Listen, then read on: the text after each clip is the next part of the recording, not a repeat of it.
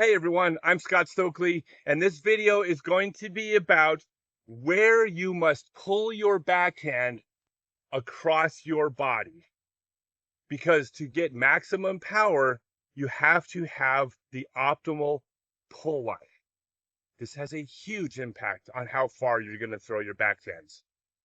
Now, before I begin, I will demonstrate at the end with the Lark from Stokely Discs. This is my first ever slightly understable fairway driver. I personally think it's the best hyzer flip fairway driver out there.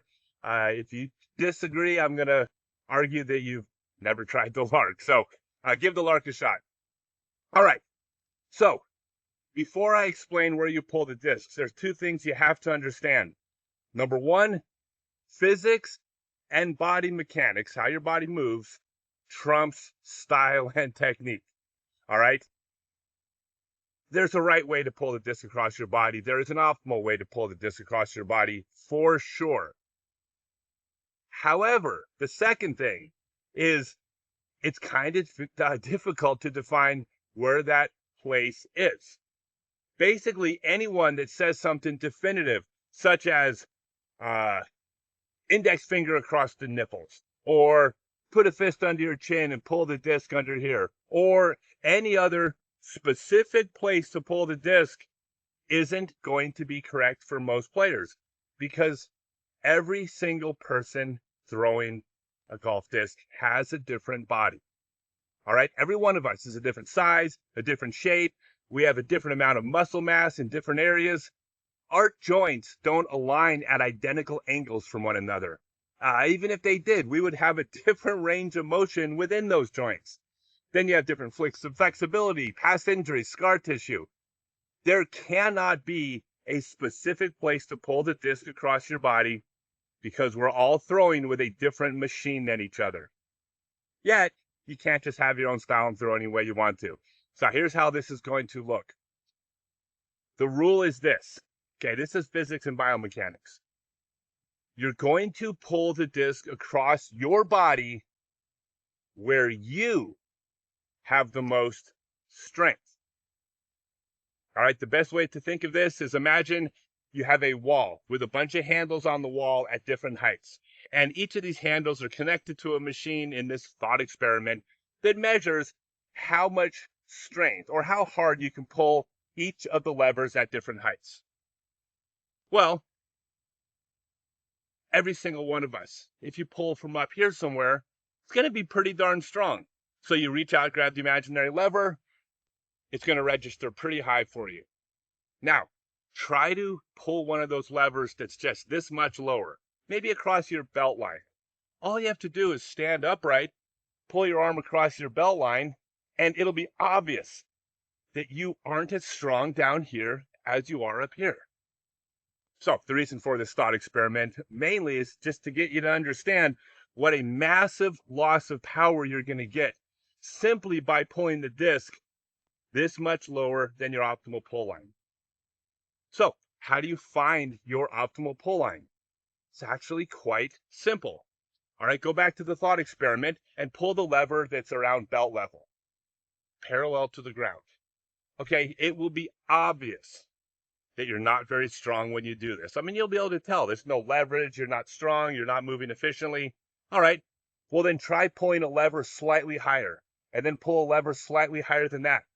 The higher you get, the stronger you're going to feel. And trust me, it's going to be obvious. You're obviously going to feel stronger the higher you get, up until you get to a point where you're stronger, and then a little bit higher you get weaker. A little bit higher, weaker still.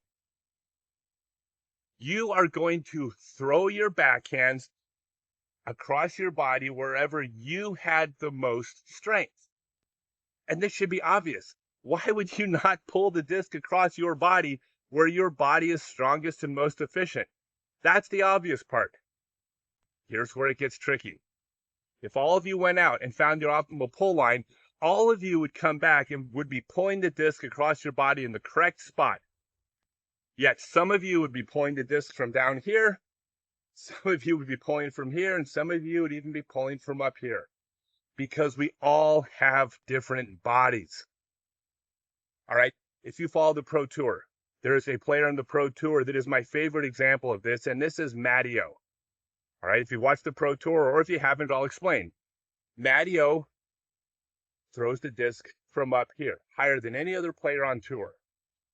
All right. There is no way that a top 10 player in the world, a potential world champion in 2025, in fact, there's no way that this player is pulling the disc across his body in the wrong spot. To believe he's pulling the disc in the wrong spot, you would have to also believe that over the years, sometimes Matteo would go out to a field, throw the disc from down here like everybody else, watch that disc fly 70 feet farther than he was throwing up here, and then Matteo said, nah, who needs that extra 70 feet? I'll keep throwing up here for no reason. No, of course that's not the case. The reason Matteo throws the disc up here, and I can't prove this, but I'm sure of this. I think something in Matteo's shoulder or upper body are just offset, I don't know, 3 or 4 degrees from where Paul McBeth's shoulder sits.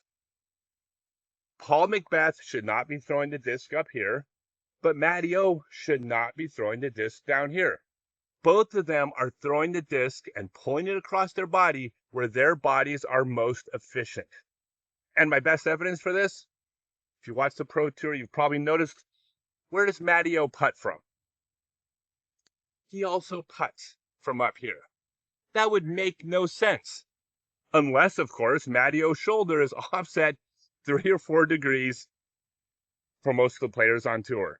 Matteo is throwing where his body is most efficient, just like every other top pro out there. So I'm going to demonstrate where my proper pull line is.